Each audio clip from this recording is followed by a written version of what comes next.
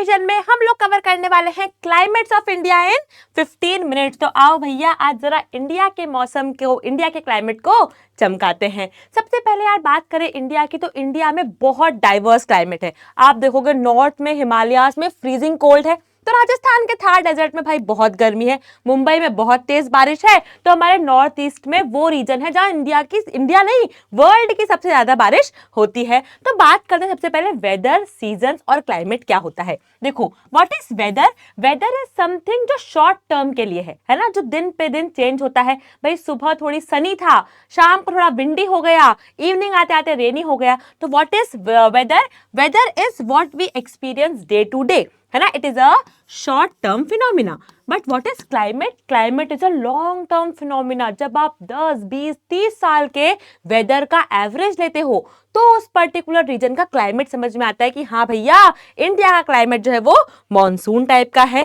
उसके बाद एक और टर्म आती है बेटा सीजन्स। सीजन्स क्या होते हैं। सीजन्स मतलब जब आपने पूरे ईयर को डिवाइड कर दिया सम पीरियड्स में, like summer, like winter, like rainy, like autumn, like spring. तो this particular time of the year are known as summers. तो इंडिया में हमारे पास अलग अलग तरह के समर, अलग अलग तरह का क्लाइमेट होता है, अलग अलग तरह के रीजन्स होते हैं और उन्हीं को हमें आज चमकाना है। देखो types of climate found in India. North में अगर हम बात करें तो नॉर्थ में एल्पाइन क्लाइमेट होगा, हिमालयास में, कि भैया वहां पर तो गर्मी ही नहीं है ना, बर्फ जमी पड़ी है। यहाँ पर विंटर भी कूल होते हैं और समर्स भी एक्सट्रीमली कूल होते हैं। थोड़ा नीचे आएंगे लोअर हिमालयास में, है ना, जहाँ हमारे हिल स्टेशंस हैं, उत्तराखंड हो गया, शिमला मनाली हो गया। तो यहाँ पर कैसा क्लाइमेट है। यहाँ के क्लाइमेट में भी ठंड में ठंड पड़ती है एंड गर्मी में भी हल्की बहुत ठंडी रहती है। गर्मी यहाँ पर भी ज्यादा नहीं पड़ती।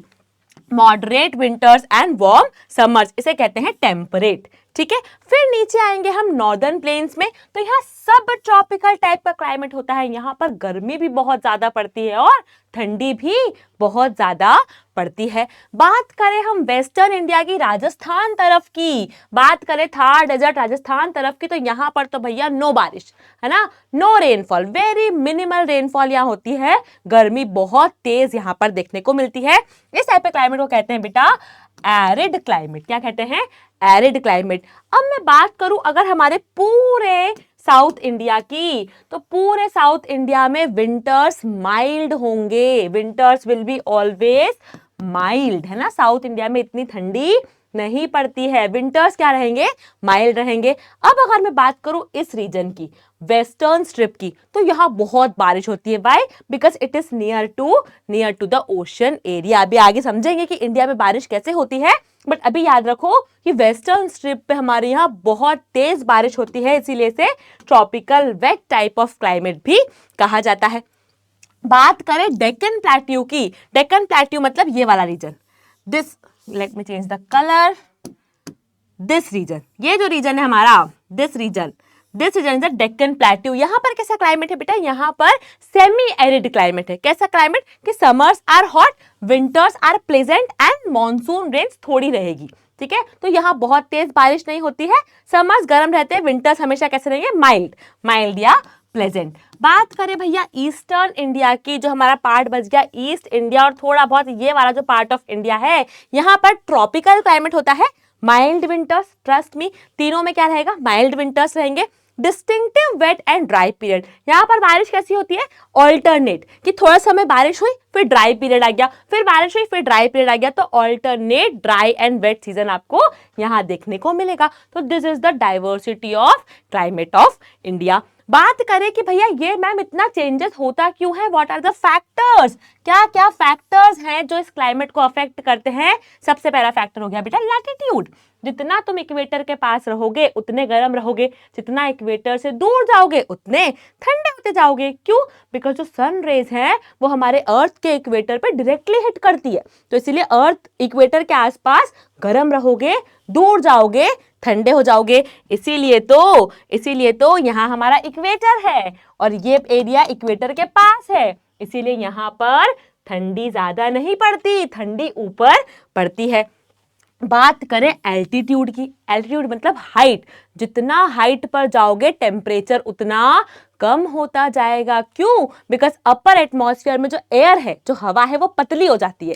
अब थिन एयर हो गई, थिन एयर अपने पास हीट को, गर्मी को ज्यादा देर रख नहीं सकती है ना, तो वो हीट वगैरह छोड़ देती है। इस कारण से ऊपर आपका क्या रहेगा? ठंडा। जितना हाइट पर जाओगे टेम्परेचर उतना कम होता जाएगा, यानी कि ठंडी होती जाएगी।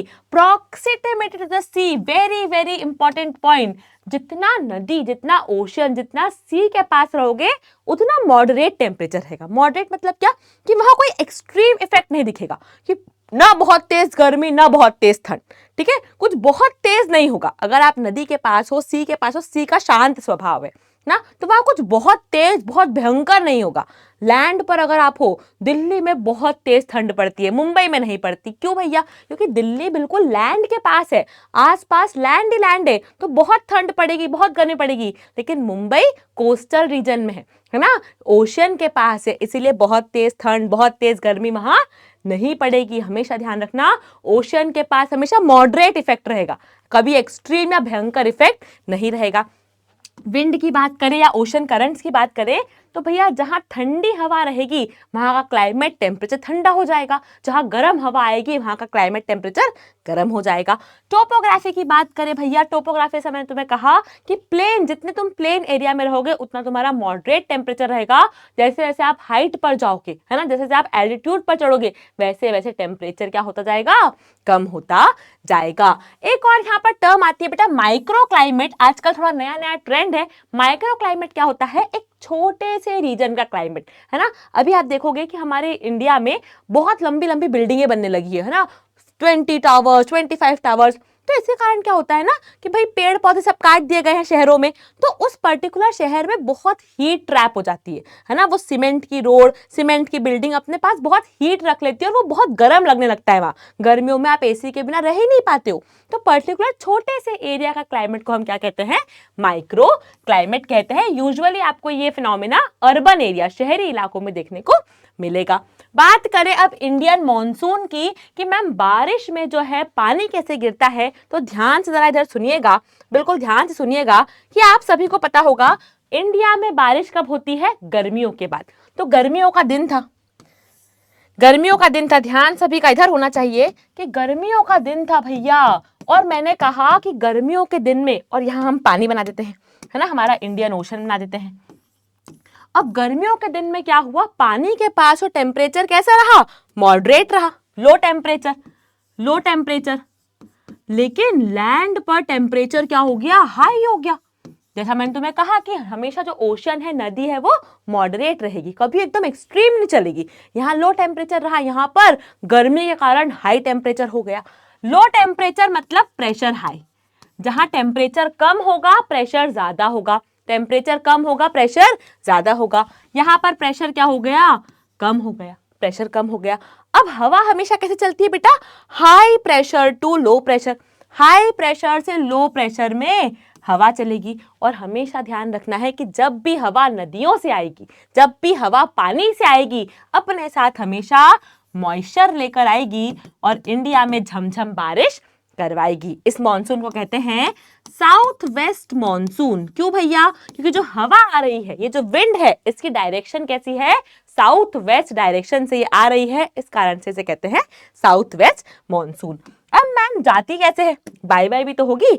तो भैया विंटर्स का समय था, विंटर्स का समय था, वही हमारा भारत है। विंटर्स का समय था, यही हमारा इंडिया है। अब विंटर्स में ये क्या रहेगा? बहुत ठंडा। ये हमेशा लैंड हमेशा एक्सट्रीम कंडीशन शो करेगी। ये बहुत ठंडा है, मतलब टेम्परेचर यहाँ पर कम है, तो यहाँ टेम्परेचर ज्यादा हो गया। टेम्परेचर ज्यादा यानी कि प्रेशर कम, यहाँ प्रेशर ज्यादा। भैया हवा कैसे चलती है? हवा चलती है हाई प्रेशर से लो प्रेशर, हाई प्रेशर से लो प्रेशर। तो इंडिया से मॉनसून क्या कर रहा है? जा रहा है। ये जो मॉनसून की हवाएं हैं ये बाहर जा रही है। पर यहाँ पर एक छोटा सा ट्विस्ट है बेटा, यहाँ कुछ हवाएं क्या करती है, कुछ हवाएं क्या करती है, बे ऑफ बंगाल से आपकी तरह कुछ हवाएं नटखट है ना, आप लोगों की तरह कुछ कुछ हवाएं थोड़ी नटखट है, थोड़ी नॉटी है। तो क्या करती है, बे ऑफ बंगाल से मॉइस्चर लेकर थोड़ी बहुत बारिश तमिलनाडु वाले रीजन में करवा देती है। कभी आपने सुना होगा कि भाई ठंड में तमिलनाडु में बारिश गिरती है, क्यों? बिकॉज कुछ जो हवाएं हैं, नटखट हवाएं, वो यहाँ बे ऑफ बंगाल से मॉइस्चर लेकर थोड़ा सा पानी गिरा के, है ना, कि जा तो रही हूँ, थोड़ी बारिश करवा के जाऊं, तो इस कारण से हमारे साउथ इंडिया में थोड़ी सी बारिश करवाती है। इसे कहते हैं नॉर्थ ईस्ट मानसून, क्योंकि ये जो हवा की डायरेक्शन है, ये जो विंड की डायरेक्शन है, वो नॉर्थ ईस्टर्न तरफ की है। तो this are the two monsoon जो हमारे इंडिया में होते हैं, south west monsoon and north east monsoon. I hope ये बात चमकी होगी। अच्छा, एक बात और याद रख लीजिएगा, कभी अगर हमारे एमसीक्यूज में आ जाए कि मौनसून इन मेघालय जो एक ऐसी प्लेस है जहां पर वर्ल्ड की सबसे ज्यादा बारिश होती है। वर्ल्ड की सबसे ज्यादा बारिश कहां होती है? मौनसून में। It is in Meghalaya. बात करें क्लाइमेट एंड इंडियन कल्चर की, तो हमारा तो पूरा कल्चर ही क्लाइमेट से जुड़ा हुआ है ना। हमारे यहाँ जब नए पौधे, नई हमारी क्रॉप्स आती है तो बैसाखी बनाते हैं हम लोग, है ना, अलग अलग फेस्टिवल्स बनाते हैं, छठ पूजा बनती है। तो अलग अलग क्लाइमेट के साथ, है ना, अलग अलग माहौल मौसम के साथ अलग अलग त्योहार हम लोग सेलिब्रेट करते हैं। बिहू हो गया, मकर संक्रांत हो गया, पोंगल हो गया, this are all the festivals we celebrate, है ना। हमारा पूरा एग्रीकल्चर किस पर डिपेंडेंट है? क्लाइमेट पर डिपेंडेंट है। हमारे इंडिया में मैक्सिमम लोग क्या करते हैं? खेती करते हैं। तो we are very much connected to the climate of the country. बात करें अगर ये क्लाइमेट थोड़ा सा इधर उधर हो जाए, क्लाइमेट एक्सट्रीम होने लगे, तो फिर क्या होती है बेटा?